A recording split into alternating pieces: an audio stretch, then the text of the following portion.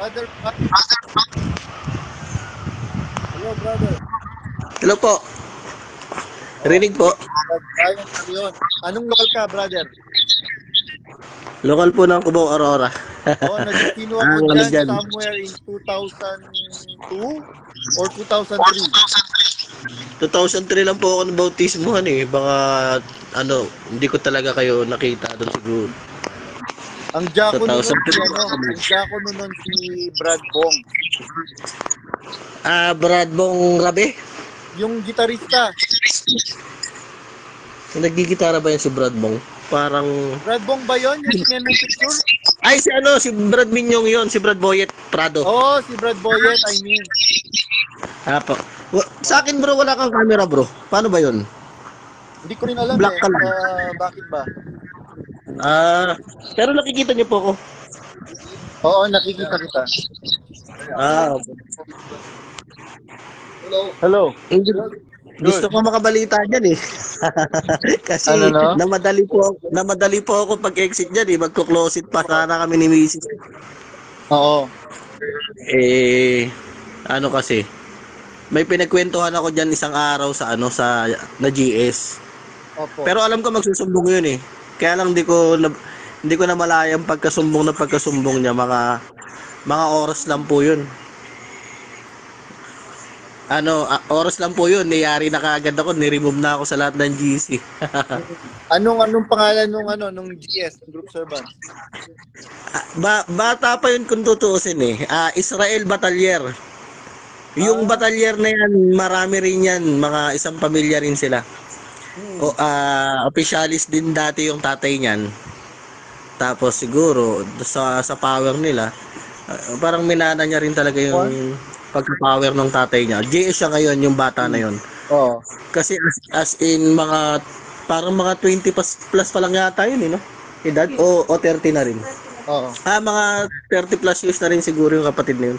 Anak sa iglesia yung kapatid na yun. Ngayon pag kwento ko doon, medyo kabagangan ko yun eh. Di ni-report, kwento kagad siguro ko sa manggagawa. Tapos di tumagal po ng mga 3 hours lang po, ni-remove na ako sa lahat ng GC. Ano po bang kwento ninyo? Pwede po ba namin malaman? Yung mga tanong ko na, parang mga ganun. Sabi ko, like what? bakit may mga yung Area 52, ganyan, sabi ko. Tapos lagi na lang kung napapansin, food pack, pamahal ng pamahal. Tapos yung K-Dirac, kaya ng mga sita ko din dahil sabi ko hindi ako nakakapunta diyan bro kasi mahal.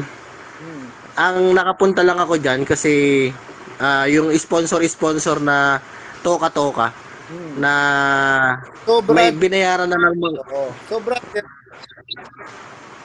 sobrang ganda yung entrada pa lang. Oo.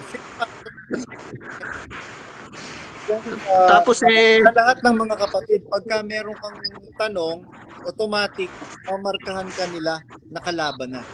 Yan din yung nangyari kay Brad Jan Cuencao. Si Brad Jan Cuencao, diakono yan ng lokal ng Hong Kong. Dalawa silang diakono doon. Si Brad Romeo Salonga at saka si Brad Jan Cuencao. Ganyan, pagka meron kang tanong, automatic good thing. Pagka yung mga kapatid ako ang tinanong, hindi ko sila mamarkahan. Bakit? Ba't ko sila mamarkahan? Dumidistino pa ako noon May nagtanong sa akin, bro, totoo po bang may alak na tinda sa ano? Oo, totoo po yun. Kasi po meron pong kasosyo, si Brother Eli, na hindi kapatid. Yun ang sabi? Yun yung sabi sa amin, noon. Pero hindi totoo, no? Oo, hindi totoo yun. As if na magsosyo pa sila. Oo. Grabe na may kasosyo. Kaya dun sa ano mo, sa mo. Opo. Ako lang ang ginawa ko, medyo nalulugihan ako kasi something 22 years din po kami ng pamilya ko dyan. Especially kaming mag-asawa. Ayun. Brother, aanuhin ko lang yung sinabi ko, nalulugihan. Yes. Sino ba namang hindi makakaramdam ng nalugi? Tayo. Sabi ko nga sa'yo, ako 24 years na dapat ako sa iglesia this July 27, 2025. Kasi July 27, 2001 ako nabaptize eh. Si Brad More, Mauricio Bernardo, 12:01 p.m. ako nabautismuhan. Ngayon, yung nagawa ko sa na ipinaglingkod ko diyan sa Royal Family, isang beses ng buhay ko hindi ko man nagawa sa mga magulang ko na nagpalaki sa akin. Nagsakripisyo sa akin ng maraming mga bagay. Ngayon, ako ang pananalig ko yung sinabi ni Brother Eli na nasa Biblia na ang Diyos ay hindi liko upang limutin ang inyong mga gawa. At ang pag-ibig na inyong ipinaglingkod, ipinakita sa mga banal. Kaya yun yung lagi ko sinasabi sa mga kapatid. Sabi ko nga, naiintindihan ko, masasayangan kayo, you will regret, bakit kayo ganito ba? Sabi nga ng Biblia, lahat ng bagay na nagkakalakip na gumagawa sa ikabubuti ng mga nagsisiibig sa Kanya.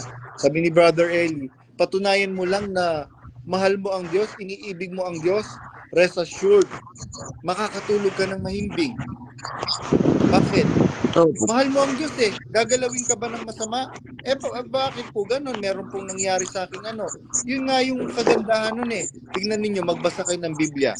Hindi ba? Kung tayo ang mag-a-analyze dun sa mga nangyari sa mga lingkod ng Diyos, pangit ang magiging analysis natin. Biruin mo si Jose, binenta siya, minaltrato siya ng kanyang sariling mga kapatid. So, kulang ibenta siya sa ibang mga tao. Pero meron palang ginagawang kaparaanan ng Diyos sa ikabubuti ng mga umiibig sa Kanya. Di ba? Ang ganda ang ganda ng nakasulat sa Biblia. Meron palang paghahandang inihahanda ang Diyos dahil magkakaroon ng malaking kagutom sa Israel. Kaya dadalhin sila sa Ehipto. Nagugutom na sila sa aral eh, kung ano-ano na lang mga sinasabi lagi. Kung ano-ano na lang, nakakaburyong na eh. Oo. Ngayon, ang daming mga kapatid ang nagsasabi sa akin, brother, wala na po talaga yung aral na magandang naririnig natin noong buhay si Brother Eli. Ano po hindi na po, iminamali na po ni Daniel Rason, ni Brad Daniel yung pong mga aral na magaganda. Kagaya nun, lumiwanag na gayon ang inyong ilaw upang mangakita ng mga tao. Mangakita, hindi ipakita. Opo. Bawal ngang ipakita eh. Nakasulat yun sa Mateo 6:1 hanggang 2, pagka ikaw ay magbibigay ng limos, huwag kang gagaya sa mga mapagpaintabaw. Pwede rin sana bro yung kung hindi tayo ang nagbibideo eh. Pero may taga-video pa, tapos bagal-bagal mo pa yung lakad mo talaga. Tapos may sumasayaw pa sa mga kapatid, no? Sabi ko ganun, hindi nila naiisip kung tutusin lang yung mga pumunta nga na nandun, baka nga hindi pa pinakain yan eh.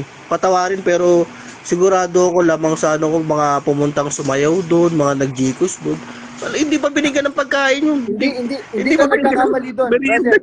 Brother, hindi ka nagkakamali doon kasi merong mga closet na mga manggagawa na nagme-message sa akin, Brad Badong, baka pwede mong pasadahan. Alam mo ba, yung mga nagpupunta diyan sa mga gawain na yan, kagaya ng mga photo bill, hindi man lang bibigyan ng panggas, pamasahe, tsaka pagkain.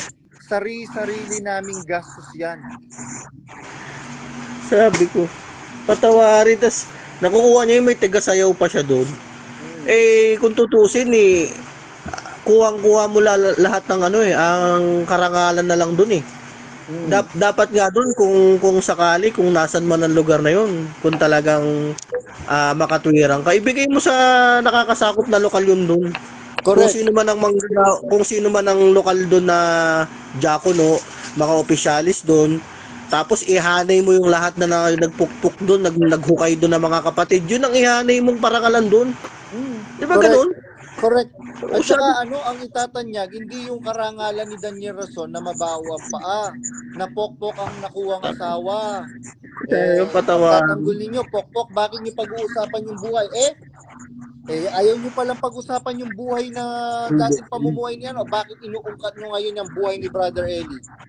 Kasi alam niyo si Ako, Brother Eli, hindi na makakapagsalita, mga bugok, mga ungas na tama. grupo ni Bornok Oo. na mababantot.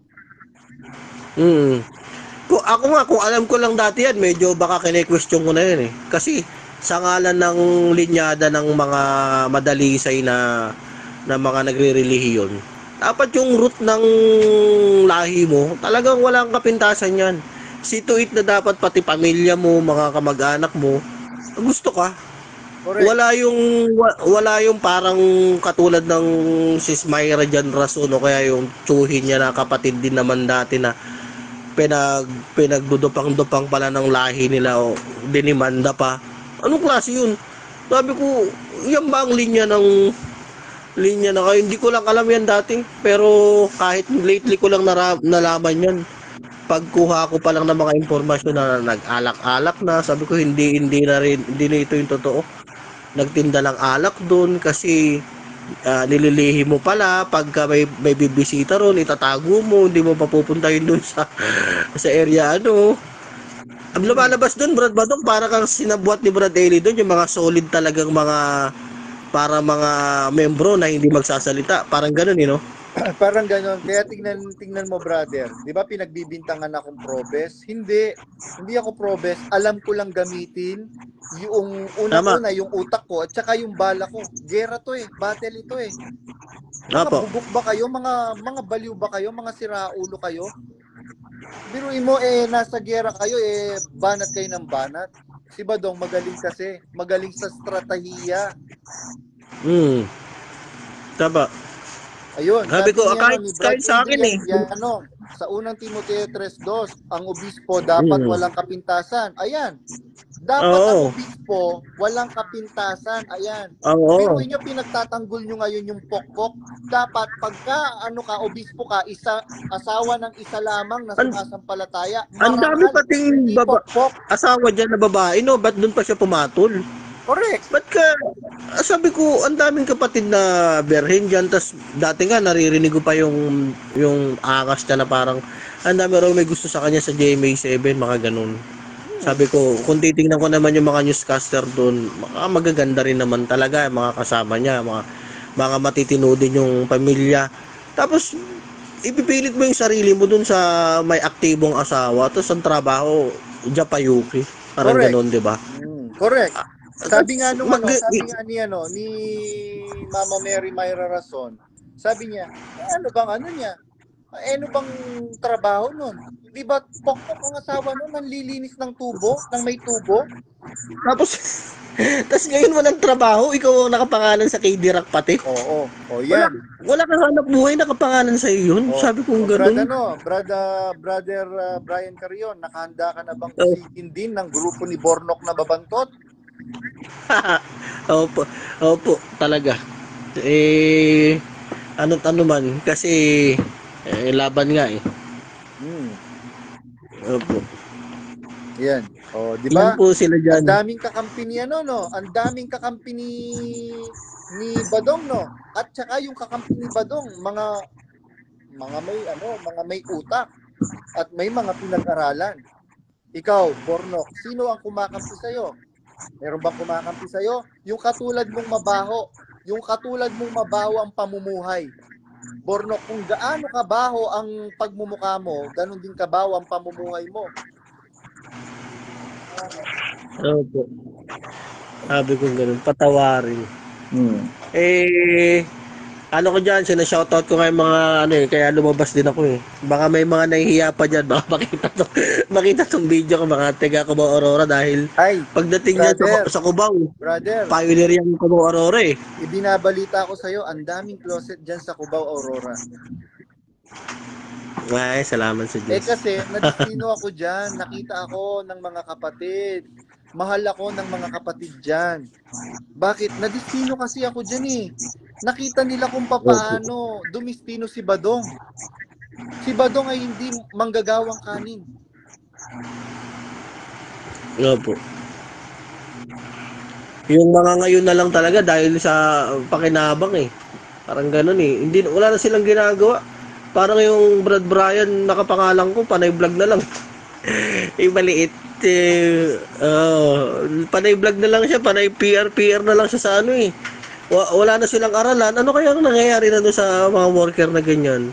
Wala na silang aralan, parang ano na lang pinaggagawa nila.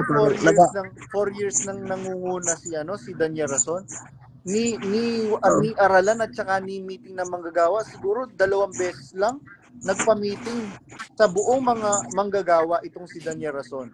Wala talaga pera pa siguro sa kapatiran. Tungkol pa sa pera yon, parang puro ahente na lang sila ng mga produktong mga kung ano-ano. Sabi ko ganoon. Correct. Nung kanina nga lang po yung kasi pinapasok ko yung mga post nun binibida niya si yung leader nila dyan Tapos nagko-comment ako. Ngayon nag-PM sa akin nung sitas ng Bible.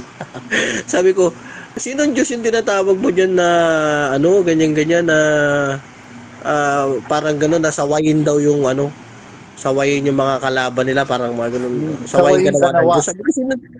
Sabi ko, sino yung Diyos yung tinatawag mo dyan? Nag-i-expose lang naman ako ng mga talagang kalagayan dyan.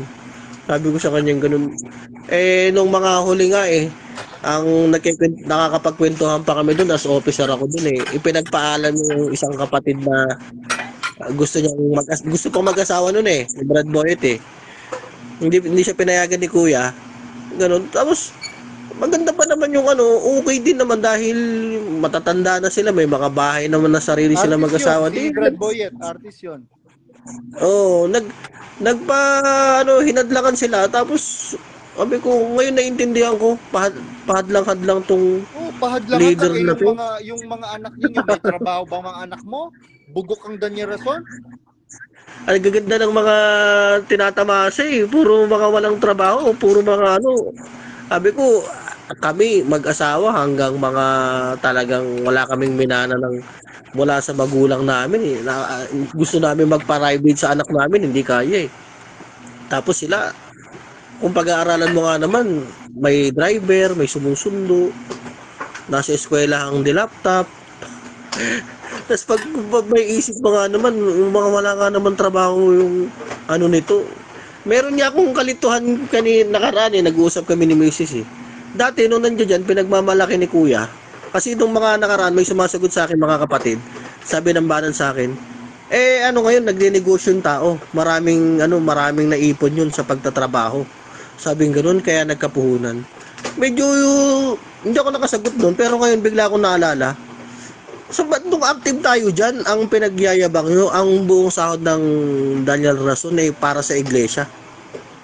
Ngayon, kung binibigay niya sa iglesia yung sahod niya parati, paano siya nakaipon na meron siyang may naipundar na mga ganito, ganyan, may mga sasakyan na ganyan. Ang gandang punto nun, hindi ba binibida siya ni Brother Eli na buong sweldo niya ay binibigay niya sa iglesia? Kung totoo yun, diba? Bakit siya nakapagpundar ng maraming property? Oo, malaki sahod. Binibida nila, malaki daw sahod dati. Sige nga, malaki na.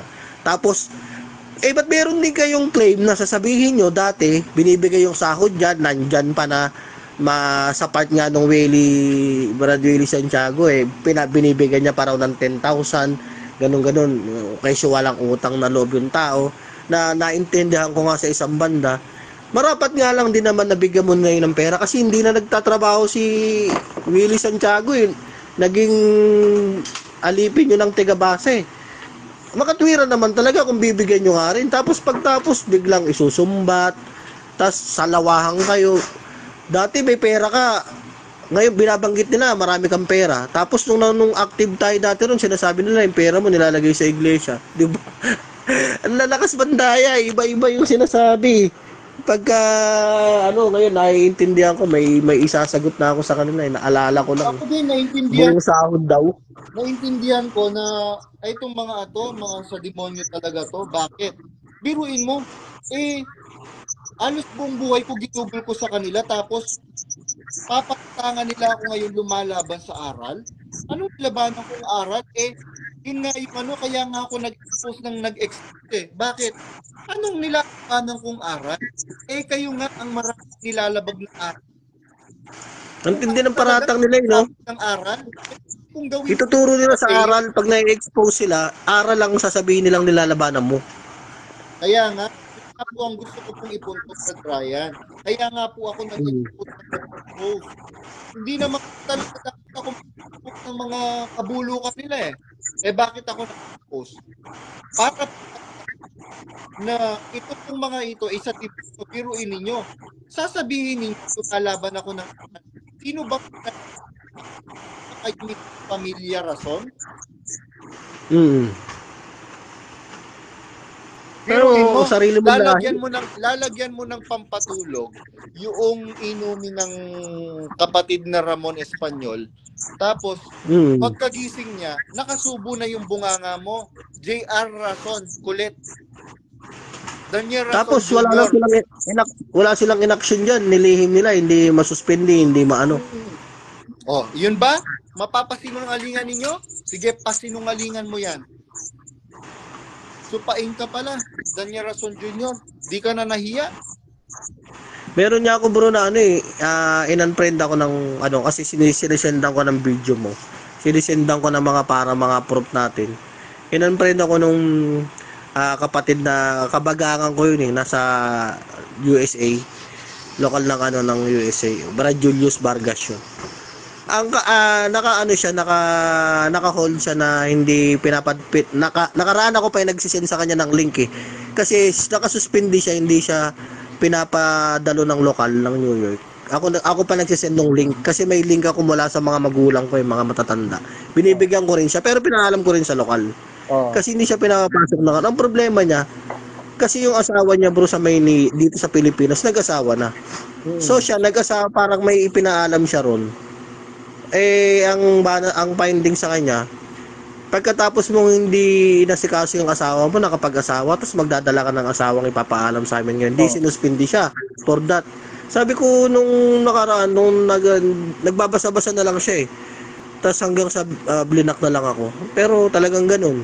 Nababanggit ko lang siya ngayon, sabi ko, nandun pa rin siya. Sabi ko, tingnan mo yun, ikaw, justisya, nakapangasawa na yung asawa mo.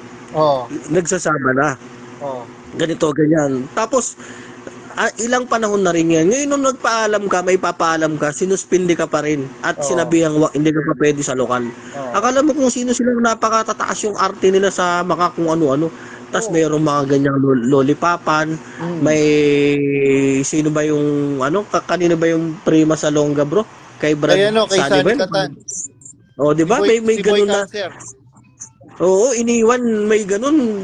Pagkatapos na nakapagsama ba ng ilang panahon yun, tapos biglang iniwan, ganun ba yun, bro? Naku, mabaliw-baliw yung kapatid na Frima sa Longga na yun. Di ba? Sabi ko, ba't walang suspindihan sa ganun? Ba't walang suspindihan sa ganun? Kasi KNP, ganun ba? Ano po yun KNP siyang pasiklab, pabibo kay Brother Eli. Di ba? Anong katarantado, anong pinaggagawa natin sa ganun? Tapos ngayon yung yung kabagangan ko ng kapatid na yun, sa kabila nung ginawa sa kanya na ganun, binibigay ko yung mga proof na ganun, tumibay pa rin siya dun. Siguro sana makarating sa kanya to, na-shoutout ko yun siya, Brad Julius Vargas, na baka hindi mo naiintindihan yung mga galawan ng mga dyan, kasi nagkasya tayo dati, yung parang pagka basta may nagsasalita may nag-expose. Wag natin hindi ko nagagamitin ngayon yung salitang may nagsasalita ng masama sa iglesia, kasi hindi naman porke nagsasalita ng masama. Kung masama naman pala talaga yung iglesia na kinakaanibang ko, ibig sabihin hindi masama yung sinasabi niya Nag-expose lang siya. Pero dati, ganun tayo. Pag may nag-expose, ang lagi, wag ka makinig dyan, naninira yan. Ganun kasi ang nabubulagan yung sa atin pagka may kapatid na nanonood sa ganyan, kay ganito. Yun nga po, Brian. Yun nga po yung gusto ko Kailan pa ba naging paninira ang pagsasabi ng totoo? Kaya diba? Sa kanila, yun ang sinasaksak sa pagkauto-uto nila ganun. Ang mga naninira lang kayo, sabi ko, di magreklamo pala kayo. ipahuli nyo, ipa-interpol nyo si Badong, ang titindi ng mga sinasabi, o kung ano man, kung may nasabi siyang hindi totoo dyan, o kung sino pa yung mga ano niya, pati yung may sinasabi siyang mga saksi. Hugutin nyo, kung tutuusin nga, isuspindi nyo dapat yun eh. Kung meron siyang may binabanggit kang mga ibang mga pangalan na related, eh, di ba dapat ganun bro? Pero tahimik sila eh. Oo, yung parang Reyes sa Sundisilyo, parang gano'n, naririnig ko yun sa'yo bro eh. Oo. Na parang active ko yun eh, tama po, di ba? Oo. Ngayon, oo, Mga dapat, ano yun? Mga himod, sinususpindi dapat nila yun. correct, mga himod quit ni ano yun, ni Daniel Rason. Yung tatlong sa Sondensilio Sisters na yun, yung isang tomboy na si Ruti sa Sondensilio na may kalip-in, Tama? mga himod quit ni ano yan, ng baklitang si Pacifica Palaypay. Eh, naku, sabi ko ganun. Asan mo ginagamit yung suspindi natin sa mga ordinaryong tao lang, sa mga ano lang? Tsaka ang daming mali.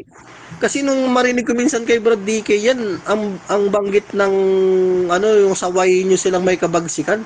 Dapat pala ginagamit yun bro sa mga manggagawa eh, sa mga KNP.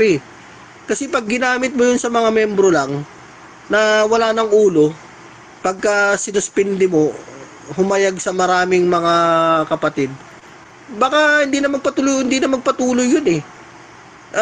Pagka inihayag mo siya sa kung ano mang pagkakamali niya minsan eh. Pero ang pinasasaway pala dapat sa mga manggagawa. Yung po kasi talata na yun, case-to-case basis po yun, yung sawayin mong may kabagsikan sila. Bakit? Eh, kabagsik-bagsik naman talaga yung mga ginagawa. Hindi mo ba sasawaying may kabagsikan? Hindi, especially po kung mga, kasi naka-advance knowledge ka kung worker ka eh. Kagaya nung sinasabi mo na sinabi ni Brad DK, kagaya niya sa mga manggagawa. Especially dyan sa mga KNP at saka kay Bonjing. Kay Boy kay Boy Patutong at kay Boy kay Boy ano ba tawag dito? Kay Boy mahilig magpasiklab, kay Boy Pasiklab. Biruin mo, tatanungin ka ni Drew Arellano sa National TV na, kuya, paano nyo po na-acquire itong ganito kalaking property? Inheritance to, minana ito sa kanununuan namin. Nanonood pala yung yung tunay na may-ari na isinanglalang yung property niya. Hindi ba kahiya-hiya ngayon? Doon yung rason? Kaya kagalit na galit kay Badong? Nakuha pa nila yun, bro. O inangkin na lang din talaga? Hindi ko, sabi ko nga, I cannot answer sa na hindi nakapunta pa ako dyan, bro, sa Smallville. Sponsor din. Yung Toka-Toka din. Nakapag-swimming din ako dyan sa Smallville na yan. Sa yung Espinita na yan sa pre-pandemic time yun, nung open pa yung yung Smallville. Na may mga nadala akong kapatid dyan kasi may sasakyan ako eh. Kami mag-asawa. Ano na lang kami, bayad na. Nakapangalan na yun kay hello. Nakapangalan na yun kay Elijan Rason. Nako, tignan mo, mga yun noon, ang sasarap ng buhay, puro may mga tinatangkilik na, pati yung nakita ko yung video noon na kasama niya yung tatay niya na parang nag-aabang lang sila ng mga latest na motor. Bumibili sabi ko, sarap ng buhay kasi mahilig ako sa motor eh. Pero tumanda na ako ng ganito, hindi ko pa makaya yung big bike eh. Talagang hanggang mga small cc lang ako eh, na pangarap ko rin. Pero pagdating sa kanya, mga nag-aabang na lang siya ng model ng tapos ang siste, saan ka ba? Ayan ba yung kinaasenso mo sa pagmamanok mo? Na given hindi ka nagsasabong, pero yung paninda mo ang gamit ng sabongero ng mga sugarol. Correct. Sabi ko ganun. Diba? Sabi ko, ano yun, parang ang dating mo money laundering lang eh. Na nagtinda ka ng droga, ganyan-ganyan, nagtayo ka ng business para nasabing may pera ka. Kaya lang akong shout out, Brad Brian. Shout out po sa mga kapatid dyan sa lokal ng Bahay Pare at saka sa Pangclara, Candaba, Pampanga. May nakita ko, may mga nanonood sa Bahay Pare at saka sa Pangclara. Ako, baka pag-initan kayo niyan mga kapatid dahil hot issue ang panonood ng mga video ni Badong, mga kapatid. Kaya ko po kayo Um, shout out para maramdaman ninyo ang tunay na nangyayari diyan sa iglesia. Iglesia ni Kulapo ni Daniel Rason. Dahil sabi nga ni Uncle Ruben, bakit? Kailan ba meron ba kayong mababasa sa Biblia na pag nanood ka, nakinig ka sa mga video ni Badong ay matitiwalag ka? Sige. pinapapanood nga tayo kahit sa kalaban eh. Yung panahon ni Bradelli. Correct. Tapos nasaan ka na ngayon? Sabi ko ganoon kasi hindi naman papasok sa ano eh, o pagka gagamit ka ng aral, hindi naman papasok yung kahit sino eh. Pagka talagang ang ginagamit ng tao eh, mga inventong mga para-paratang lang eh. Oo. Pero Sige, may inahamon magsasalita kita dyan. ngayon, Daniel Rason. Inahamon kita. Oo.